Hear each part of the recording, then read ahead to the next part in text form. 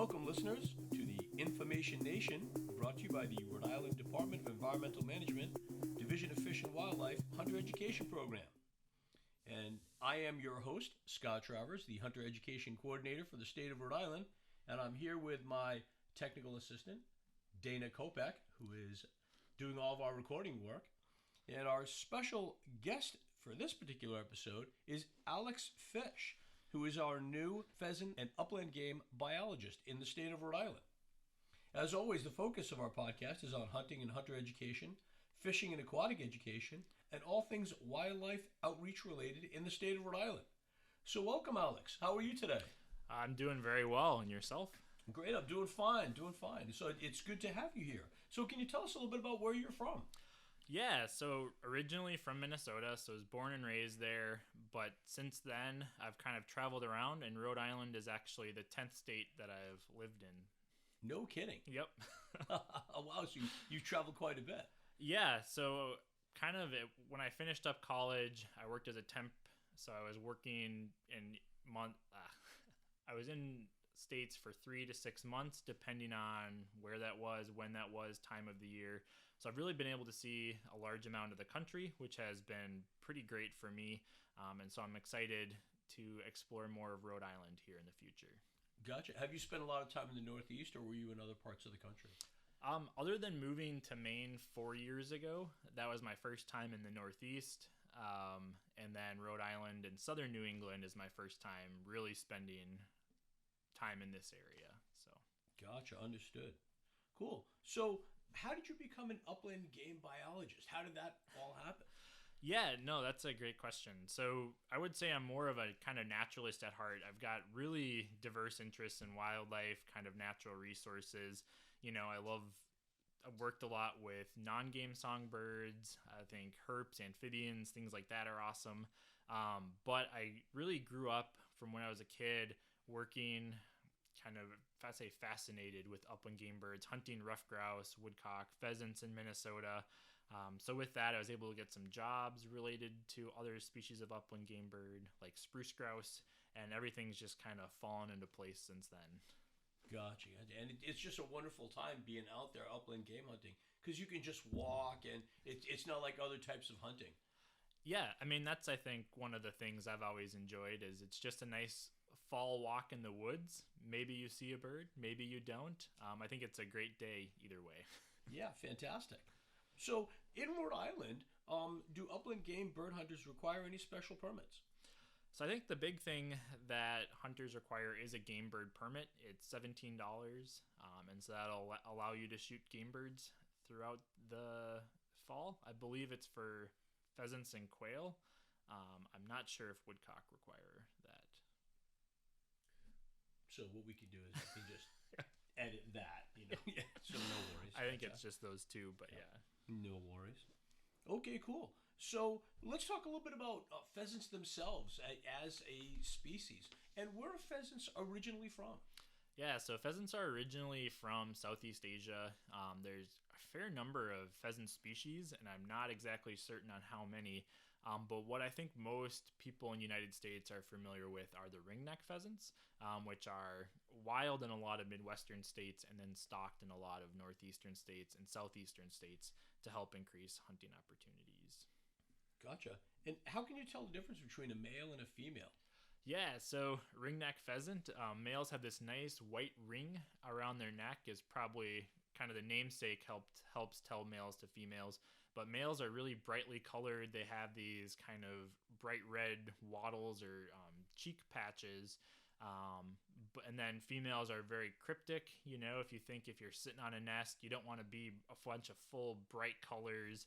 You'll get picked off by a predator. So females are just kind of these brown and gray black tones, which I think are pretty cool looking in their own right too. Right. And either male or female, it's just really incredible. They have some real amazing, like, translucent colors to their feathers. They're just amazing.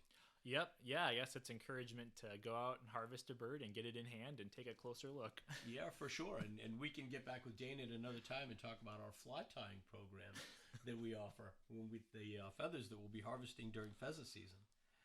So what type of habitat do pheasants prefer? Yes, I mean, pheasants more or less are most closely associated with grasslands or kind of open areas.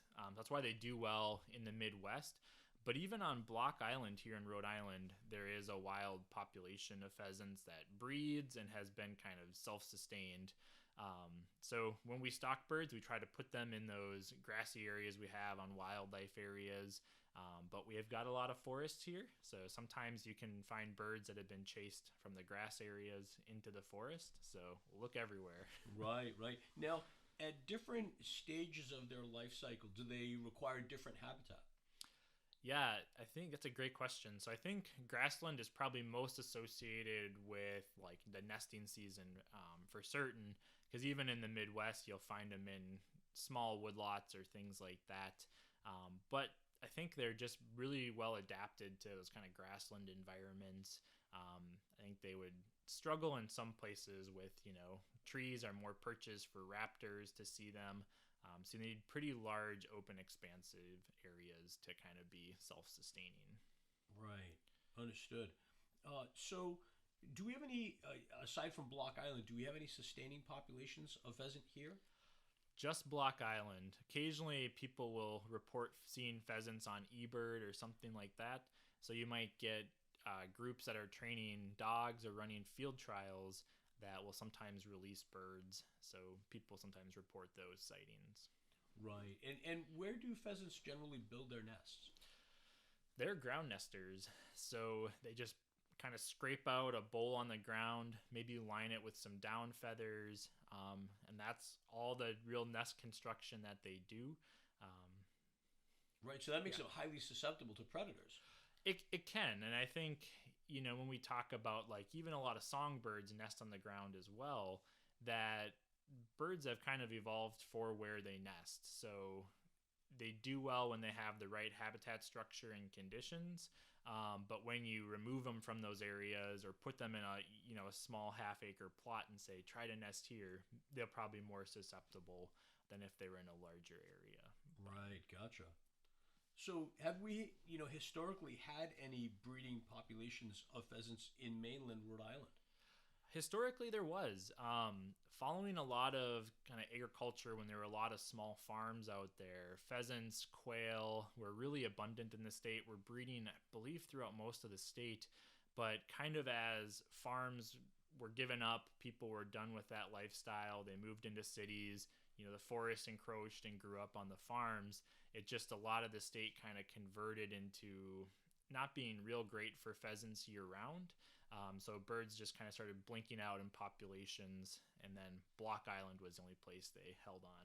Right, gotcha. So, kind of a loss of habitat really led to their decline. Yep, and it's just a function of larger land use changes. So there's no one really to blame. It's just, changes in society all the time. Yeah, So, yeah, gotcha. That brings us to the stocking program in Rhode Island. mhm. And, artificial stocking, of course, is when we take a non-native species and we introduce it to the area. So, can you tell us a little bit about the stocking program that we have? Yeah, so one of the programs here in Rhode Island is to help provide hunting opportunities for upland game birds in Rhode Island. So it's taking pheasants and putting them out on state game areas. So that way people can go out and get some days in the field and hopefully harvest some pheasants too. So it's kind of a method of increasing opportunity for people and even reconnecting with some of the hunting traditions of the past that have existed in Rhode Island, and hopefully a lot of people remember. Right. And when do we usually begin that stocking period? So pheasant stocking will start this Saturday, just prior to pheasant opener. And we started on the youth season this past weekend in a limited number of spots, but we start throwing birds down on everywhere listed in the regulations book starting this Saturday. And that'd be the 16th of October for 2021. Yes, that is correct. Gotcha. So we stock more than one area in the state, correct? Yeah. So we've got a number of wildlife areas that we've kind of selected or identified as having places that would be good for pheasants and pheasant hunting. So notably, maybe just to name a few, Arcadia has a lot of open areas. So we put quite a few birds out in Arcadia, Great Swamp, Carolina, Durfee, Nichols Farm. Eight Rod as well, and there's a handful of other places, but there's plenty of places to explore and go chase pheasants. Right, and that's 8 Rod over in Tiverton, correct? Yes, that is correct. Yeah, so there's opportunities throughout the state. We're not just stocking them in the northern part of the state or anything. They are everywhere. Yeah, we do hit both west and east side of the bay. Gotcha. As a new Rhode Islander, I won't hold it against you that you don't know the difference between East and West Bay. Yeah. So no problem. You'll learn that, I'm quite sure. So how many birds do we stock in the state, I guess, at any one time? Yeah, so the largest number of birds we put out at once is 500, and that'll be for opener, and then I believe before Thanksgiving, and then kind of usually twice a week throughout October and November, we're putting out a couple hundred birds at multiple times, and then once we hit December, we start putting out fewer birds as maybe people are pursuing other pursuits, but we still want to continue to provide that opportunity for the diehard hunters. Right, gotcha. So how many birds will be going out this season? This season, we'll be putting out 6,000. Wow, that's quite a number. Yes, it is. Now, is that about on track with what was provided last year? Yep, that's on track with last year. My predecessor in this position, Jenny, kind of was able to up the numbers from 4,000 a couple years ago to 6,000, and so we're keeping that number. We seem to receive a lot of positive feedback from hunters, so we're good with that number so far. Excellent. What other changes are there to the pheasant stocking program this year as opposed to years past that hunters might want to be aware of? Yeah, so in this area, we did update a couple of locations. So if you go on to the RIDEM mapper, you can actually choose a layer that'll show you the specific sites that we will be stocking, but also stocking earlier in the morning, where sometimes last year birds were being put out at the night before, so they had more time to wander into new areas. Right. So using that either app or going to the website, they can find out about where the closest area is to the hunter. Yeah, absolutely. Okay. And what type of cover should hunters look in when they're looking for a pheasant if they're a new hunter? Yeah, that's a great question.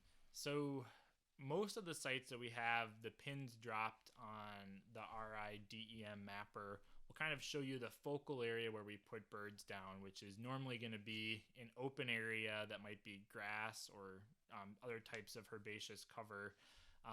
But sometimes we're putting birds out in kind of recent clear cuts too, so it's real scrubby, kind of shrubby habitat there. But as soon as we put birds down in a place, they move. They do what pheasants do. Right. So I think even if you poke into the forest around the edges of fields, and sometimes you may even see a bird in a spot that we didn't put it, and it ran off, a couple kilometers or miles. So I guess there's all kinds of adventurous opportunities out there. Yeah. So I know a lot of people hunt pheasant with a dog, but is it mandatory that you have a dog when you're hunting pheasant? It is not. You can certainly be successful without a dog, but one of the things pheasants are notorious for is running. Like growing up, when we were hunting in Minnesota, the birds run, and without the dog following the bird through the grass, they can be really tough to actually get in the air. And I think from a pheasant perspective too, humans, I don't know how much fear they have of us, but there's definitely a level of innate fear from a four-legged friend that might, be reminiscent of a coyote or a fox or something like that. So I think it just helps get birds off the ground, and I think you'll be more successful, but dogs are not required. Pheasants, in their fight or flight mechanism, when they do tend to escape a threat, that running is quite often a choice that they'll take. Yeah, absolutely. The hard thing is every individual is different. I'll tell you one thing, and then the first bird someone sees will do the exact opposite, It's like people. Yeah.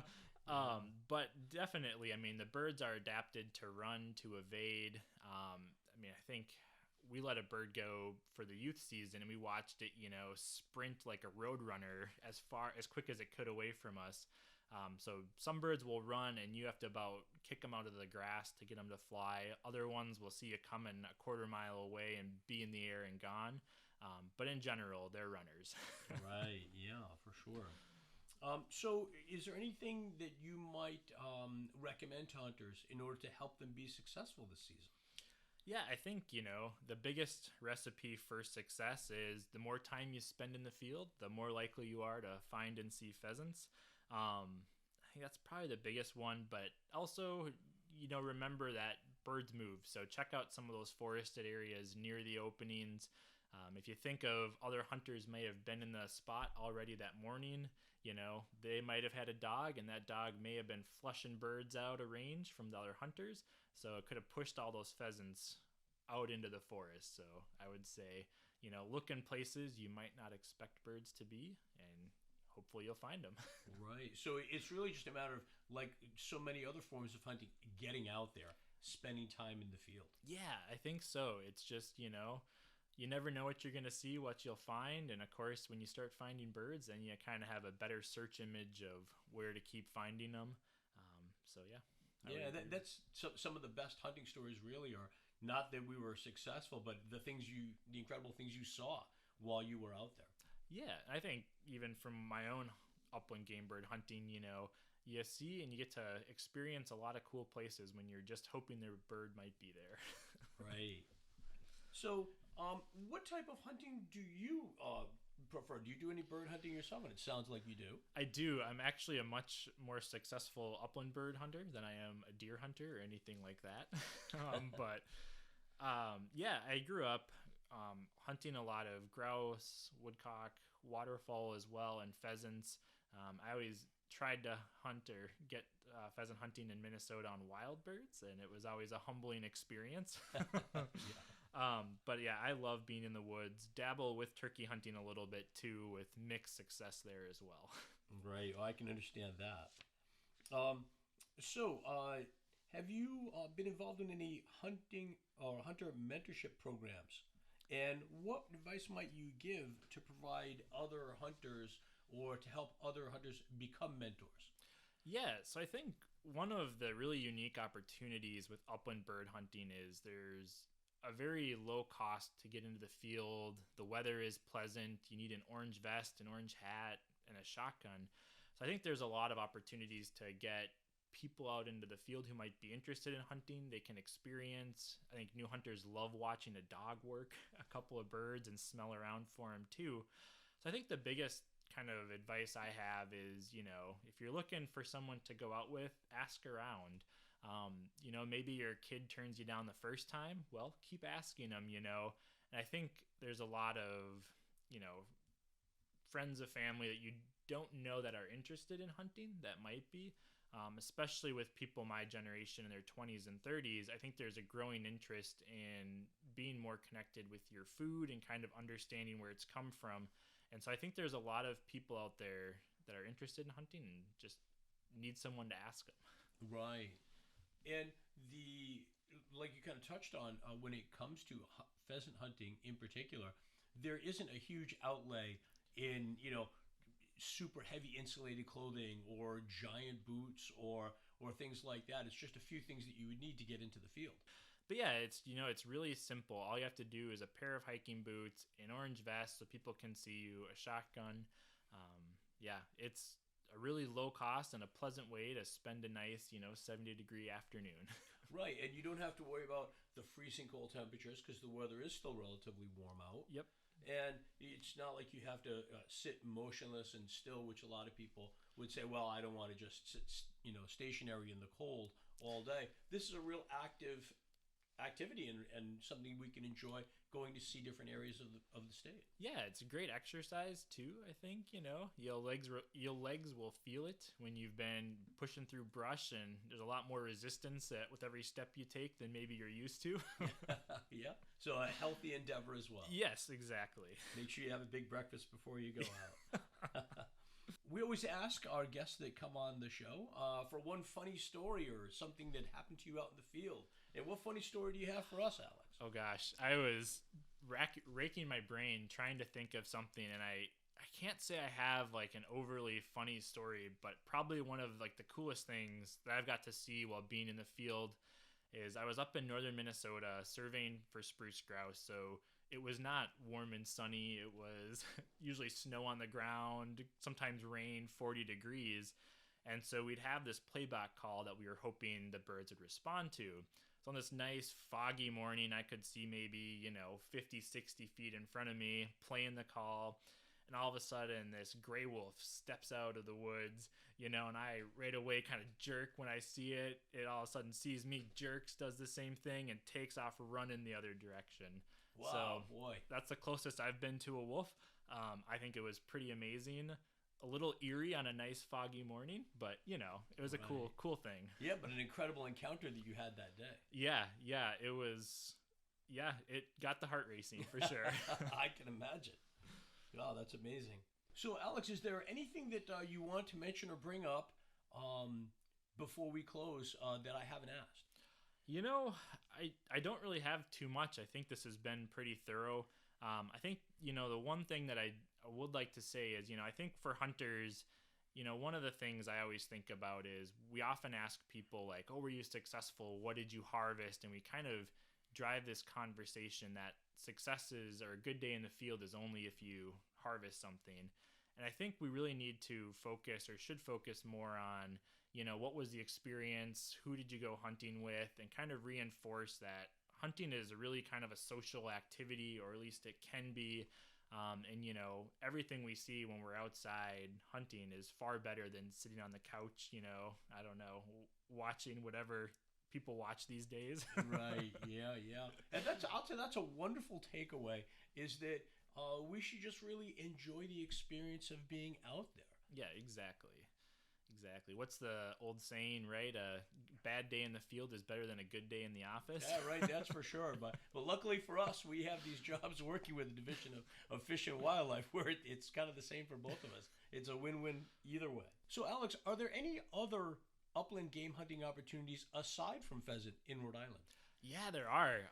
There are really some pretty great other hunting opportunities. So turkeys that a lot of people see along highways. You can hunt turkeys in the fall. You can also hunt turkeys in the spring. So it's a great time when you can't be hunting anything else to go target turkeys. For other upland game birds, mourning doves too. The most popular game bird species in North America. And I believe Rhode Island is one of the few states in the Northeast that actually offers that opportunity. And then probably one of my favorite birds, the American woodcock too. Woodcock live in these dense, tangled areas, but they're probably one of the funnest birds to hunt. They get up very close to you. They don't fly far, so you can normally reflush them. But there's definitely a lot of opportunities out there. So pheasants are a gateway drug, hopefully, to a bunch of other species. A gateway hunting experience for sure. Testing data skills. So, Alex, now I know you're just starting your position. You've only been here for a short period of time, right? Yes. Yeah. Still a greenhorn, but hopefully with enough experience to get me through. Right. Absolutely. Yeah. So, how can people reach out to you if they have any questions or they want to ask about upland game or the pheasant stocking program? Yeah, the best way to reach me is probably through my email. So that's alex.fish@dem.ri.gov. Thank you to our guest Alex for being on the podcast. Tune in next month when we talk to Tommy Thompson, Senior Hatchery Biologist, who will discuss his work as well as ice fishing techniques and safety. Thank you for tuning in to the InFAWmation Nation.